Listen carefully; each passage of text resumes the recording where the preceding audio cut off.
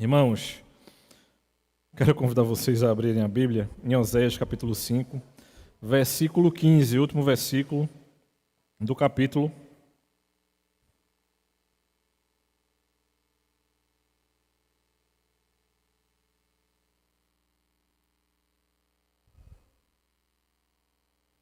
Oséias 5:15.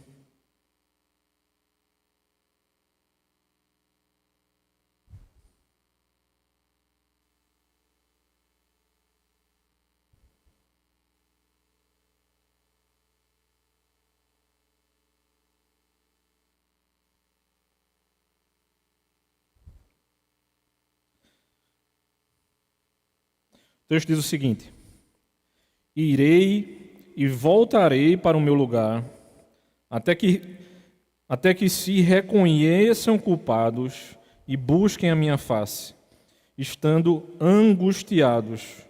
Eles me buscarão ansiosamente. Venham e voltemos para o Senhor, porque Ele nos despedaçou, mas vai nos curar. Ele nos feriu, mas vai atar as feridas. Depois de 2 dias, nos dará vida. Ao terceiro dia, nos ressuscitará e viveremos diante dele. Conheçamos e prossigamos em conhecer o Senhor. Como o amanhecer, a sua vinda é certa. Ele descerá sobre nós como chuva fora de época que rega a terra. Oremos mais uma vez, irmãos. Santo e eterno Deus, nós te louvamos e te agradecemos, ó Pai, e pedimos que tu continues a nos abençoar, Pai, que o teu Espírito abra o nosso entendimento e que a gente não somente entenda a tua palavra, mas passe a aplicá-la na nossa vida durante essa semana e durante todos os dias da nossa vida, Pai. Em nome de Jesus, amém. Pense no seguinte: você foi para uma cafeteria, você toma café se você quiser. Já disseram domingo passado que você não pode tomar demais. Cada um com seus problemas, certo? Vai para a cafeteria quem quer, toma café quem quer. Se quiser me chamar, eu vou. Certo? Gustavo falou a piadinha dele, eu não ia deixar de soltar a minha, né? Então pense o seguinte: você foi para a cafeteria e aí você pede um bolo de chocolate bem gostoso. Aí também tem a questão da gula. Então, aí já é com você também, certo? Entre você e o Espírito Santo. E você pede um café. Ou você pode estar na varanda da sua casa, naquele terraço bem gostoso, deitado na rede, sendo que tem um detalhe. Imagina que a gente não morasse aqui, a gente morasse num lugar que estivesse em completo e extremo caos, estivessem bombardeando as coisas ao nosso redor e a gente estivesse tomando aquele cafezinho como se nada tivesse acontecendo. Obviamente que isso não ia acontecer, né? Primeira coisa que me vem à mente, eu não sei se você assistiu o filme, é o filme, se eu não errar o nome do filme, certo? O Pianista. É o Pianista. Que ele é fugitivo e é judeu e tudo mais, mas, enfim, a cena do filme em que ele está tocando piano, está os nazistas atrás de todo judeu possível, e ele está lá escondido não lembro se é um bar, um café, enfim, um restaurante, tocando o pianinho dele como se nada tivesse acontecendo, como se não estivessem perseguindo judeus, e de repente descobrem que ele é um judeu. E é como se ele tivesse um acordo com alguém e de repente descobrem esse acordo e levam ele preso.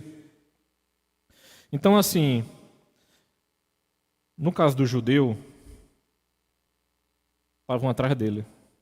No caso do Senhor, é como se aparentemente ele não estivesse atrás de nós.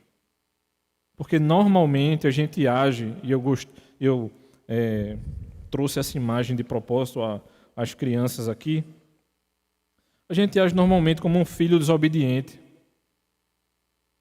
e vai tomar aquele cafezinho e comer um bolo como se nada tivesse acontecendo. Essa é mais ou menos a cena que Oséias está mostrando para a gente aqui. Porque o que o Senhor diz ao povo de Israel é muito duro. E é como se isso não tivesse acontecendo. Mas antes da gente entrar no texto propriamente dito, no verso anterior, que é o verso que o reverendo Gustavo encerra a pregação da semana passada, o verso 14, diz o seguinte: porque para Efraim eu serei como um leão, e para a casa de Judá como um leãozinho, eu mesmo os despedaçarei, e depois irei embora, vou arrastá-los comigo, e não haverá quem possa livrá-los.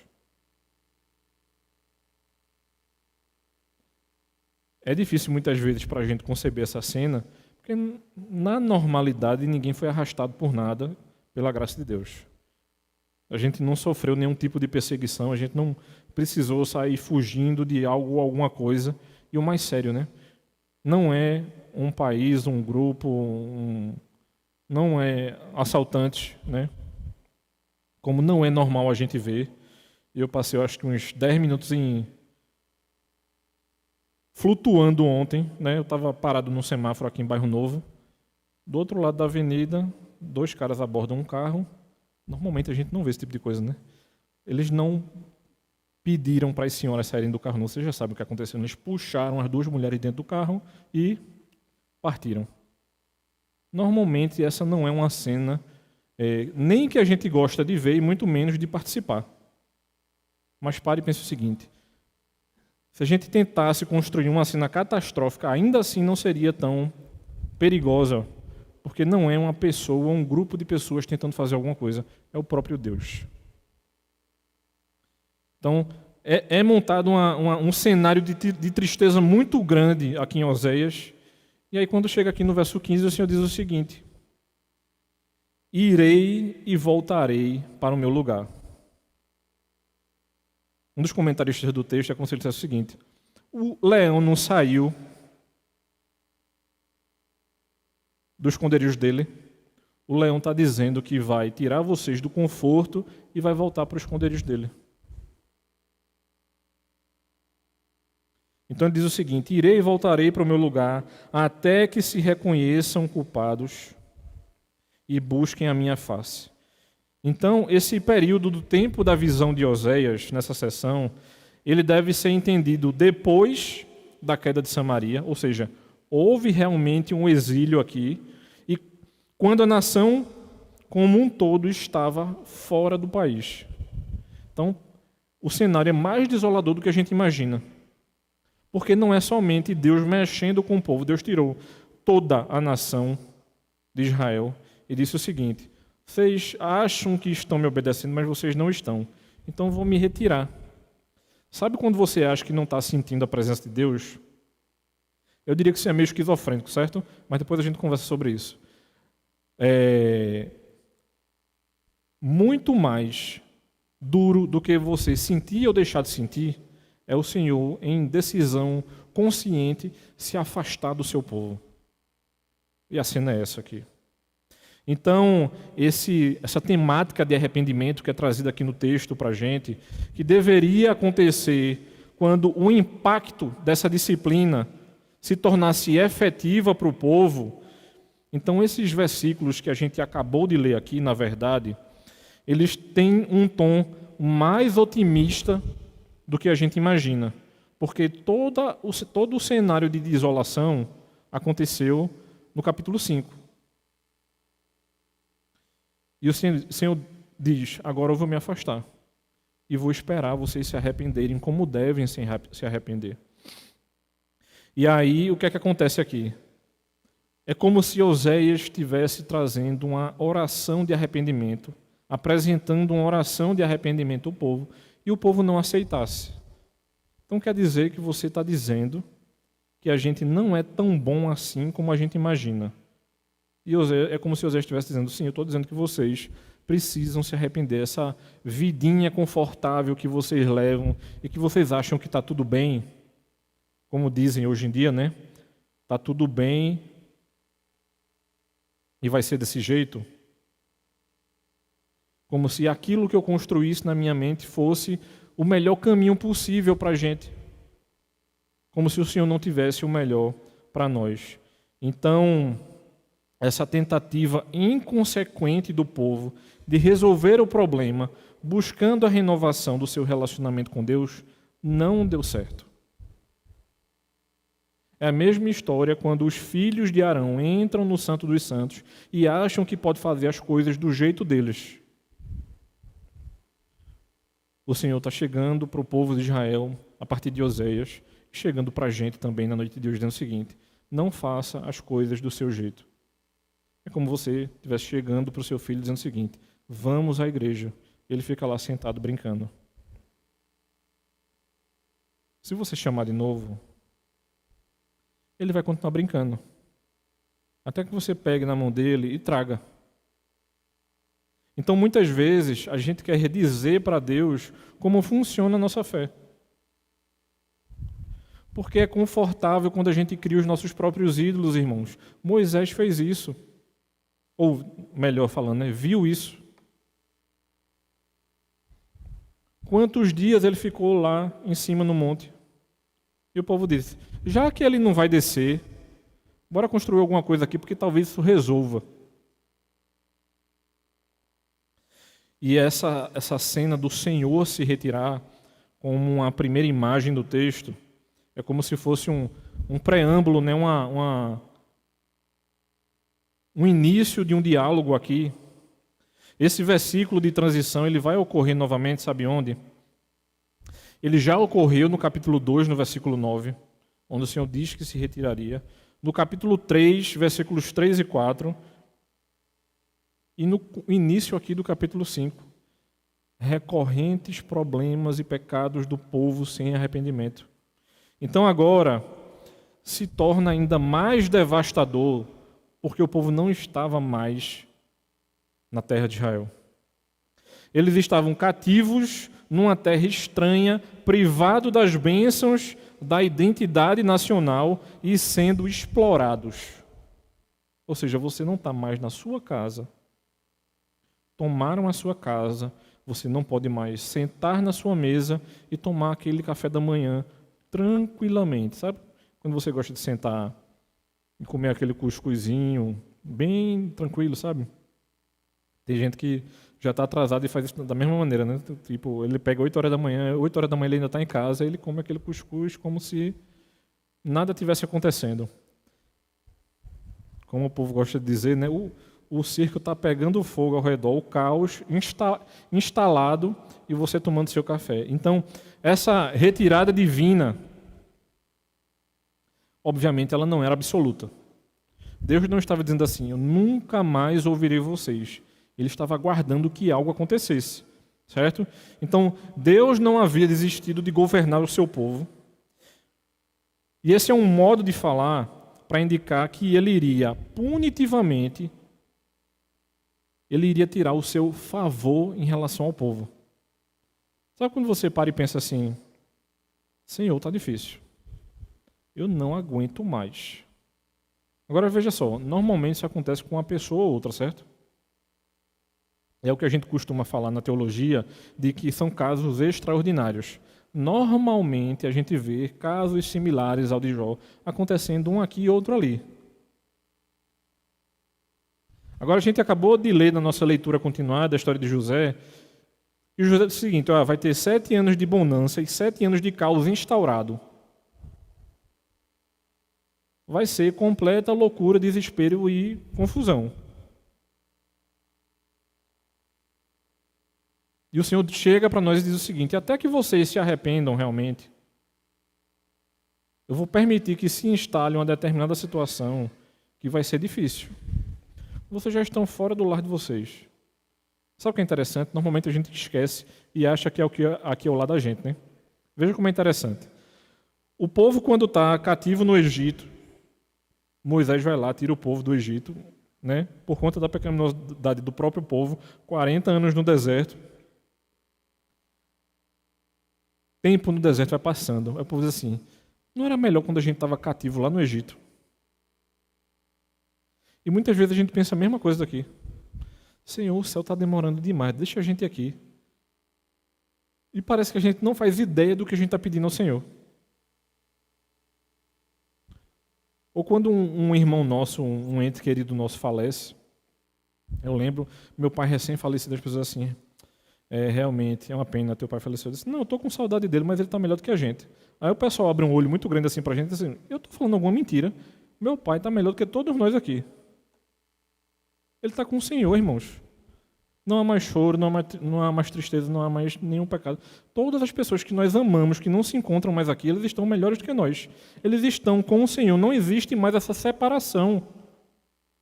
E muitas vezes a gente constrói determinados ídolos para a gente, que aparentemente eles são muito confortáveis para a gente.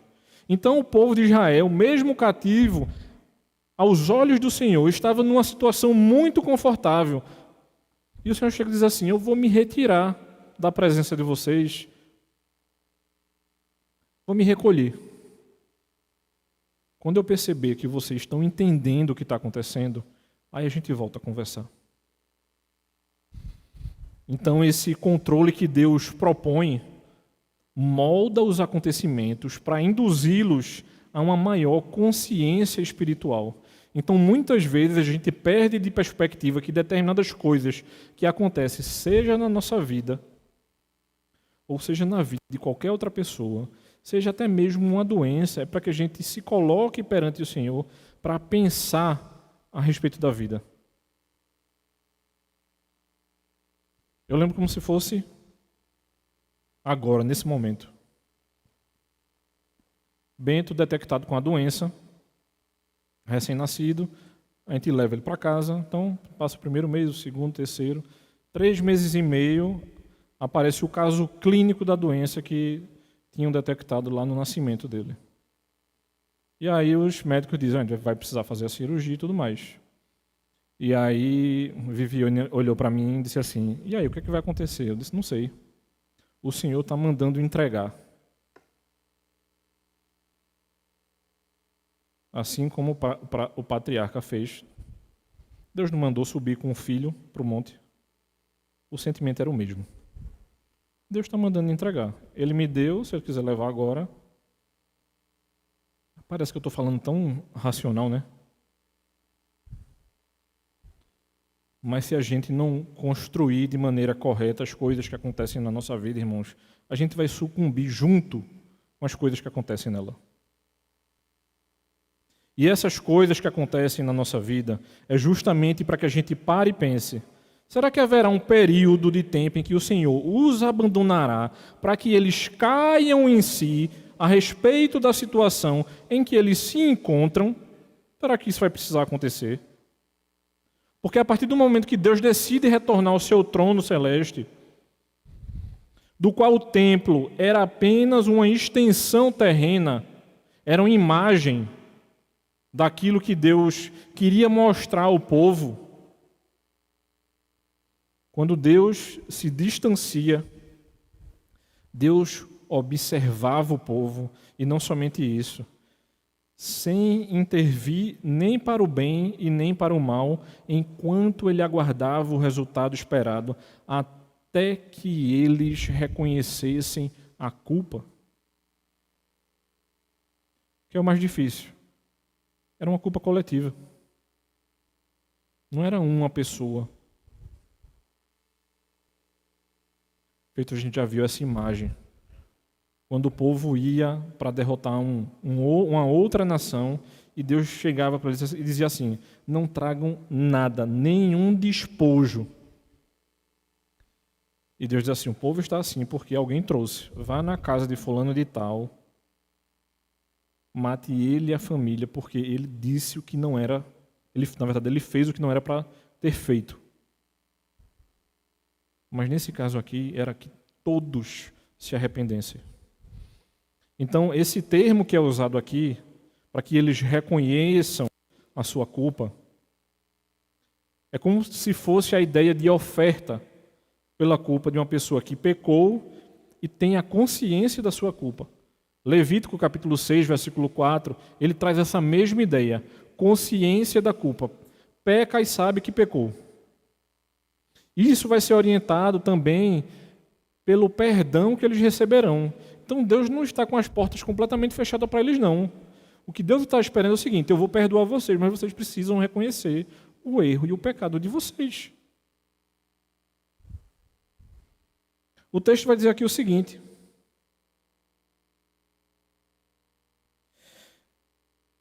ele fala, né, que devem buscar a face, e eles dizem o seguinte: até que se, versículo 15, né? Até que se reconheçam culpados e busquem a minha face, estando angustiados. Essa angústia, irmãos, essa aflição causada, seja por qual circunstância for, ela é uma expressão emprestada de Deuteronômio para definir a característica básica, sabe de quê? Do programa pactual de recuperação espiritual. Deus nos diz como a coisa deve acontecer. Se vocês se humilharem, ou seja, se vocês tomarem conhecimento do mal que vocês têm feito contra mim, se vocês pedirem perdão, eu os perdoarei. E direi o quê? Que vocês são meu o quê? Meu povo. Então isso é cíclico no Antigo Testamento. Havia uma dependência, havia um acordo. Esse pacto era um acordo feito entre o Senhor Deus e o seu povo. Enquanto vocês permanecerem fiéis a mim, eu permanecerei fiel a vocês. E essa busca sincera, onde a gente encontra textos similares, tanto em Jó capítulo 24, quanto em Provérbios capítulo 1, ele vai transmitir o tema da necessidade de uma abordagem correta. Ou seja, Deus mostrou como deve acontecer e a gente deve fazer desse jeito. Isso indica para a gente, irmãos, que eles iniciarão uma busca completa. E essa busca em que o povo se direcionava para fazer algo, deveria haver com plena disposição para renovar o seu relacionamento com Deus. Então os termos não eram colocados pelo próprio povo, os termos já haviam sido dados pelo próprio Deus. Vocês serão meu povo e eu seria o seu Deus. Como? Eles tinham conhecimento disso. Não era um povo que havia se perdido, não.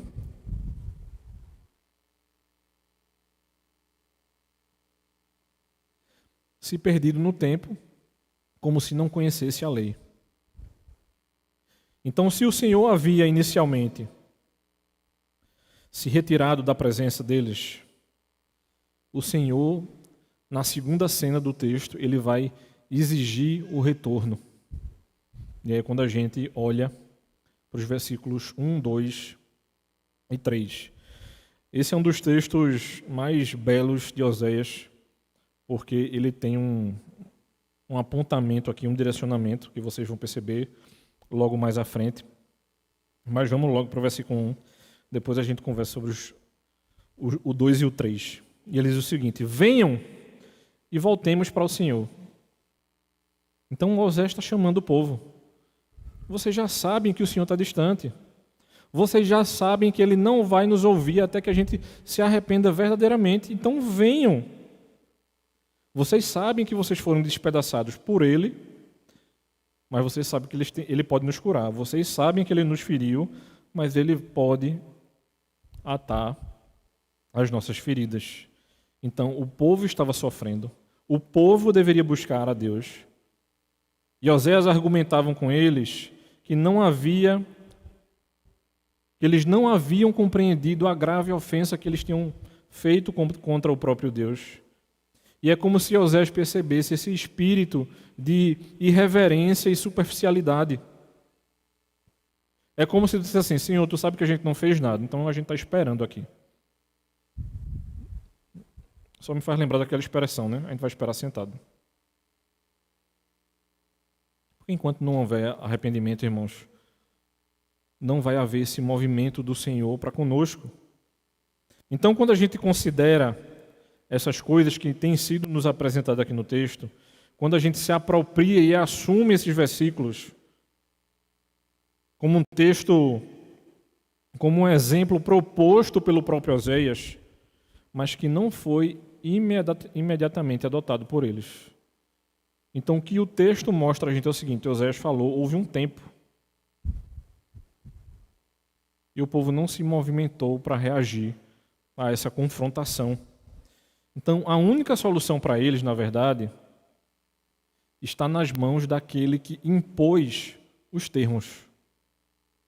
Deus coloca para a gente os termos e muitas vezes a gente quer dizer para ele que talvez esses termos não sejam tão bons assim. Mas pare e pense o seguinte: vai haver uma mudança de palavra aqui no texto importantíssima. Veja que interessante. O versículo 6, ele vai dizer o seguinte: venha e voltemos para o Senhor. A palavra Senhor aqui, ela tem a conotação de Deus da aliança, Deus pactual. Não é qualquer Deus, não é um Deus aleatório, é o Deus que já havia definido os termos. Então, o Deus que define os termos é o Deus que está chamando vocês à realidade para que vocês se arrependam e entendam algumas coisas que estão acontecendo aqui. Então, se isso é enviado pelo próprio Deus para que esse povo fosse abatido por uma tristeza que reconhece a sua pecaminosidade, ou seja, havia um propósito de Deus para que as pessoas se entristecessem. Então, Oséias, ele reconhece que o Senhor havia imposto uma, digamos assim, maldição da aliança sobre o povo, quando os castigou com golpes severos, mas do mesmo modo, ele mostra que o seu objetivo havia sido de que, por meio desse processo, eles haveriam de ser restaurados. O que muitas vezes a gente não entende, e principalmente quando a pessoa que ela está chegando na igreja e ela não tem muito conhecimento do que está acontecendo aqui, principalmente na literatura dos profetas, é que ela acha que assim, Deus ele é muito mau. Principalmente nos dias de hoje, irmão, onde a gente vive uma teologia bem frouxa, onde alguns dizem de que você é o centro de Deus. Então, quando você ouve uma lorota dessa, eu não tenho como dizer uma outra coisa que não seja essa, é muito mais difícil de eu chegar para vocês assim: eu e você, a gente é um pecador miserável, que não era nem para a gente estar vivo aqui dentro agora. Porque isso gera um impacto muito grande. A nossa geração, as pessoas, principalmente os nossos filhos e netos, ele é uma geração que não sabe ouvir um não e muito menos coisas que confrontem ele. Dependendo do que eu diga aqui hoje, talvez ele já peça a você hoje mesmo para ir para a psicóloga amanhã. Porque foi muito duro. É sério, pai, que você vai querer continuar indo para aquela igreja que só bate na gente? Irmãos, o evangelho tem dessas coisas. Ele confronta o nosso coração. Ele nos chama a uma vida de mudança. E ele vai chegar lá no âmago do nosso coração e dizer assim: você precisa mudar isso aí, meu irmão. É desafiador, dá trabalho, dá. Porque a gente gosta de criar uns ídolozinhos lá por dentro, lá no fundo do coração da gente. A gente gosta de alimentar eles também. A gente diz às pessoas que não, mas lá no fundo a gente sabe que sim. Então, se essa nação seria vista como estando a ponto de morrer, o termo também vai ser usado para restaurar a vida de alguém que morreu. Então veja bem, ele diz o seguinte no verso 1: porque ele nos despedaçou, mas vai nos curar, ele nos feriu, mas vai atar as feridas. Deus vai permitir que a gente passe por determinadas situações para que ele nos humilhe e quebre determinadas coisas dentro do ser da gente. Então, sabe o que é interessante? É porque isso se associa e se conecta diretamente com o versículo 14 que eu li lá no início.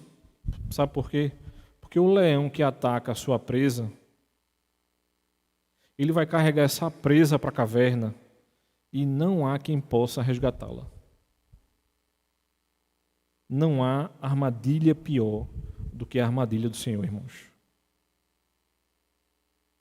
E é uma armadilha que a gente não tem como fugir. Sabe o que é interessante? Às vezes você está correndo da armadilha como se isso fosse resolver alguma coisa na nossa vida. Então, a abordagem mais satisfatória a essa linguagem pactual que é trazida aqui para a gente é o seguinte: vida, ela é o desfrute do favor do soberano da aliança. E a morte é quando o Senhor soberano da aliança tira o favor. Nós estamos debaixo do controle soberano de Deus e na hora que Ele quer retirar nossa vida, Ele retira. Então a nação, como quase que morrendo aqui por causa do seu pecado, e o Senhor retirando dela e se recusando a tratá-la como se fosse sua. Então o que é que acontece? O versículo 2 vai dizer o seguinte: depois de 2 dias nos dará vida, ao terceiro dia nos ressuscitará e viveremos diante dele. Isso aqui parece com alguma coisa, né? Quem é que ressuscita ao terceiro dia, irmãos? Vocês acham que Oséias fazia ideia do que ele estava falando aqui? O que acontece a seguir, irmãos, depende da ação soberana do que foi ofendido, que no caso é o Deus da aliança. E Deus diz em Deuteronômio capítulo 32, versículo 39 o seguinte: eu sou aquele que mata e faço viver. Eu firo e sou aquele que cura. E nessa afirmação, irmãos, é que eles são exortados a colocar a fé deles. O Deus que dá a vida é aquele que retira, é aquele que mantém, é aquele que sustenta e é aquele que no final dos nossos dias ele vai retirar. Se ele vai nos levantar, assim como o texto fala, se ele restabelecerá o vigor da nossa vida, ele restabelecerá a vitalidade da nação, do povo de Israel. Esse mesmo Senhor é que faz brilhar a luz do seu semblante sobre essa nação, sobre esse povo e conferir nova vida a eles. E o que Oséias está falando aqui, irmãos, ele está falando de vigor. Sabe quando você está entregue à sua dor, que você diz assim, hoje eu não consigo nem sair da cama. Eu não estou falando de doença, eu estou falando de você estar mal. Se eu pudesse hoje eu não ia nem trabalhar. É isso aqui. Porque a alegria, irmãos, está associada não às coisas que a gente pode ter, nem àquilo que a gente faz, e nem como a gente reage à vida. A alegria está completamente associada ao próprio Deus, a Cristo. Se Cristo ele é a nossa verdadeira esperança, ele é a nossa alegria plena. E a plenitude de alegria a gente só atinge quando a gente está com o Senhor em obediência. Então, quando o Senhor decide erguê-los do provável túmulo que eles se sentiam estar, em que essa nação se coloca diante da restauração do próprio Deus, que o Senhor mostra a ele verdadeira vida, que eles começam a desfrutar da bênção da vida de novo, é porque eles voltam a se relacionar, a desfrutar do relacionamento pactual deles para com Deus. É quando o Senhor abre as portas do templo novamente, mesmo eles estando fora da nação de Israel. Então a oração que Oséias está ensinando ao povo aqui, ele faz com que surja 2 perguntas. A primeira delas é a seguinte: será que isso que ele fala aqui no versículo 2 reflete uma crença de vida após a morte? E isso os estudiosos falam com muita tranquilidade. Os nossos irmãos do Antigo Testamento não tinham essa perspectiva. E aí é quando a gente se dá conta da segunda pergunta. Como no terceiro dia, ou como o terceiro dia, se relaciona com a ressurreição de Cristo? Então, embora muitos estudiosos mostrem a gente que não tinha essa perspectiva de vida que se segue no Antigo Testamento de maneira mais clara, diferentemente do Novo, já no Novo, essa perspectiva ela é expandida de maneira significativa. Por quê? Oséias capítulo 6, versículo 2, que é o texto que a gente acaba de ler, com frequência vai ser trazido à luz por Paulo. Então, quando Paulo cita o seguinte, de que o testemunho do antigo acerca da essência da fé cristã, lá em 1 Coríntios capítulo 15, versículo 4, que ele diz o seguinte: ele foi ressuscitado no terceiro dia de acordo com as Escrituras. Ele está citando Oséias capítulo 6, versículo 2. Então é provável que essa perspectiva do terceiro dia reflita um tema encontrado ao longo de todo o Antigo Testamento. Então, esse Deus que aparece a Israel no Monte Sinai no terceiro dia, esse terceiro dia que é apresentado como dia crucial para a tomada de uma decisão, seja em 1 Reis ou em Esté, capítulo 4, seja o terceiro dia de cura e sacrifício, como a gente encontra em Levítico, capítulo 7, capítulo 19, Números, capítulo 19, e é também ao terceiro dia em que Deus recupera Ezequias e ele liberta Jonas. Por que toda essa imagem do terceiro dia no Antigo Testamento? Se essa passagem de Oséias é de fato, irmãos, ou ela está realmente na base do ensino da nossa fé, então, de maneira ostensiva, ela diz respeito à restauração de Israel, que agora é aplicada a Cristo pela sua própria ressurreição. Ou como a gente costumeiramente fala, ele está se utilizando de uma imagem, de um tipo, ele está apontando para alguma coisa. A restauração de Israel está completamente associada à ressurreição de Cristo, porque a partir do momento que Cristo ressuscita ao terceiro dia e continua com a ideia de um povo, a igreja de Cristo, a partir do Novo Testamento, não é somente o povo de Israel, mas é toda a igreja, e como a gente costuma ouvir, nós somos o Israel de Deus. Então, a coisa não está fechada somente aos judeus. E essa característica essencial da continuidade entre o modo como o Senhor lida com Israel e com aquele que se identificou com Israel e veio como aquele que carregaria o pecado deles como o horizonte último da passagem, é então de fato a ressurreição individual de todos os que estão em Cristo e que assim serão incorporados a esse novo Israel de Deus. E é justamente quando ele chega aqui para a gente no texto, no versículo 3, e nos diz o seguinte: se nós somos a igreja do Senhor, irmãos, se nós somos o Israel de Deus, veja que chamado maravilhoso Oséias faz para a gente. Eu sei que eu já bati demais hoje, mas veja que cena belíssima. Conheçamos e prossigamos em conhecer o Senhor. Veja que cena maravilhosa de refrigério. Como o amanhecer, a sua vinda é certa. Ele descerá sobre nós como a chuva, como chuva fora de época que rega a terra.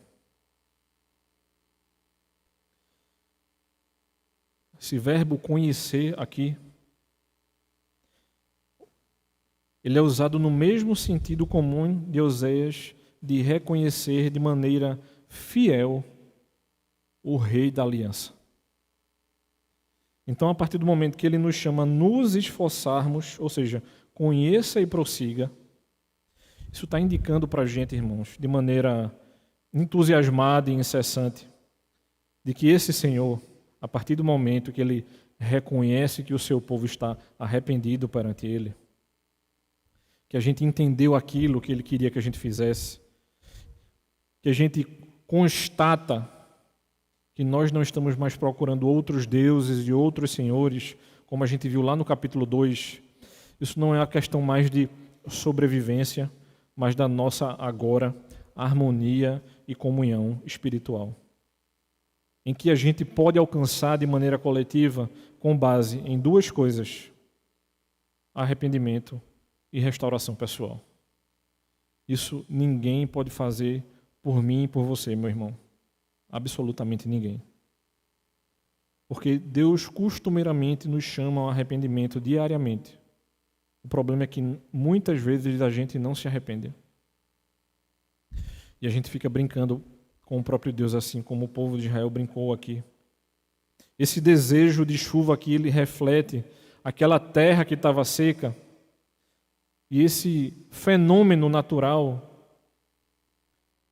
traz realmente essa ideia de refrigério à alma do povo. Não tem água e de repente tem água. O gozo das bênçãos é o resultado de quando há, sabe o que, irmãos? Verdadeira submissão ao único Rei da aliança. E já concluindo, sabe qual é o último estágio da ação do Senhor em relação ao seu povo?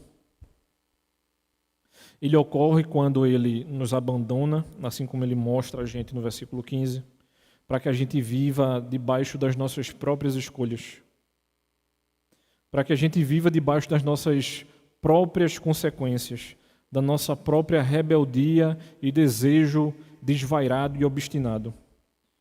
E ele se recusa a nos responder em misericórdia e amor.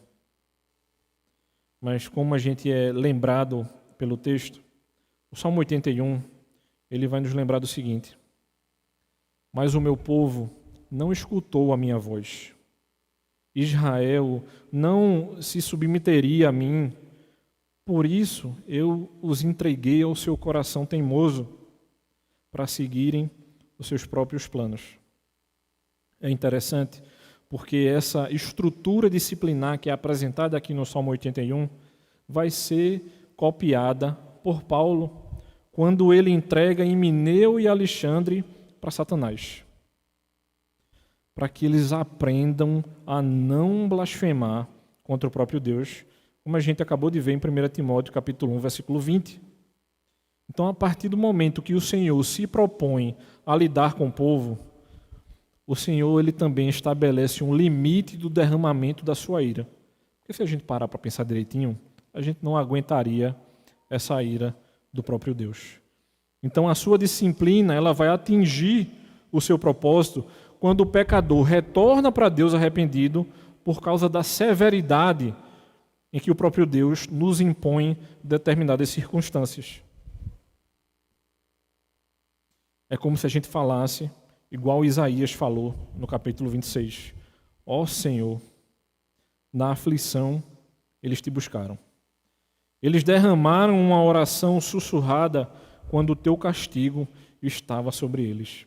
É que nem o próprio Davi fala também, porque quando a mão do Senhor pesava sobre mim, os meus ossos eram moídos.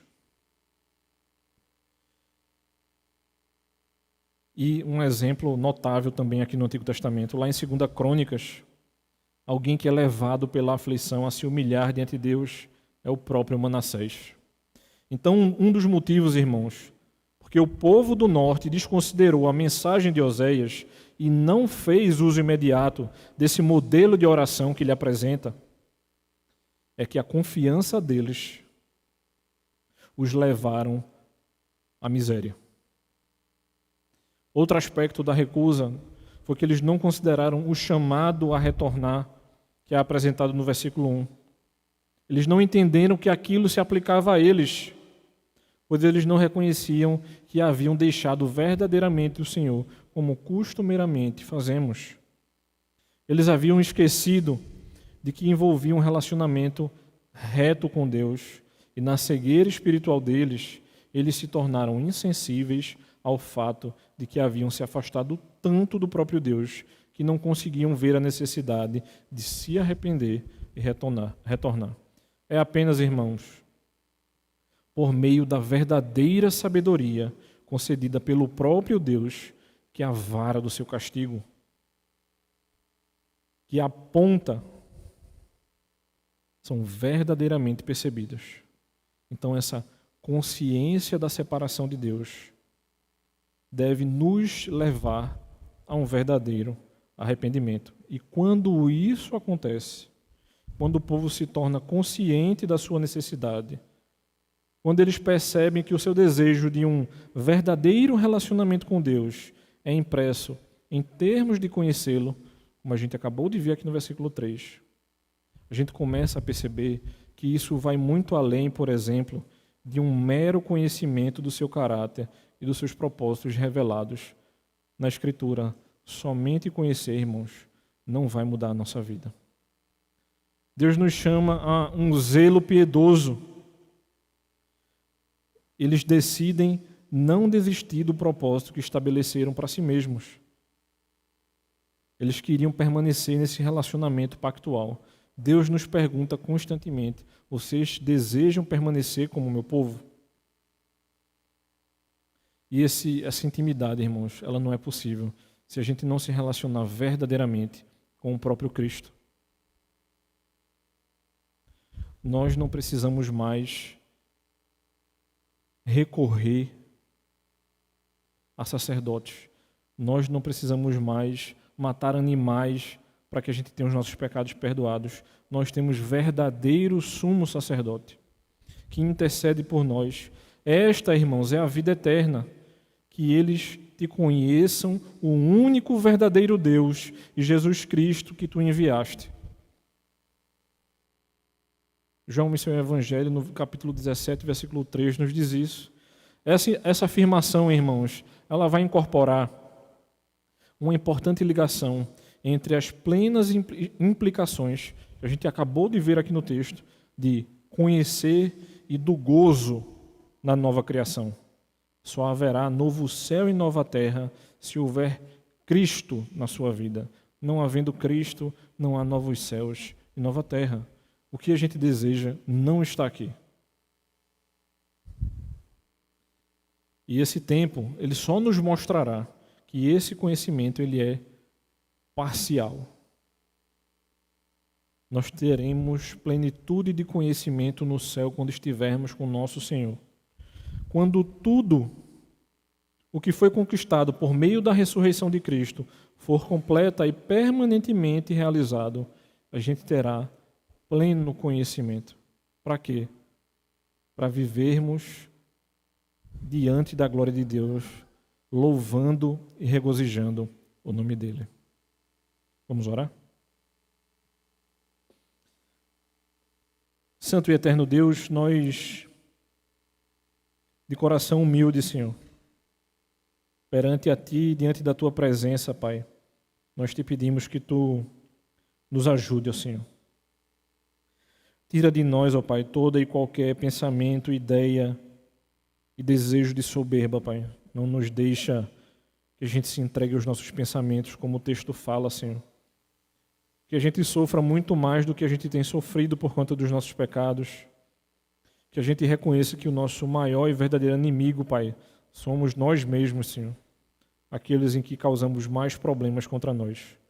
Nos ajuda, Pai, a termos uma perspectiva muito mais clara do céu, entendendo que estarmos reunidos aqui em Teu nome nos mostra isso dominicalmente, Pai. Nos ajuda a Te obedecermos, a reconhecer o Teu senhorio sobre nós e saber que Tu és o nosso Deus e o nosso Senhor. Em nome de Cristo é que Te oramos, ó Pai. Amém.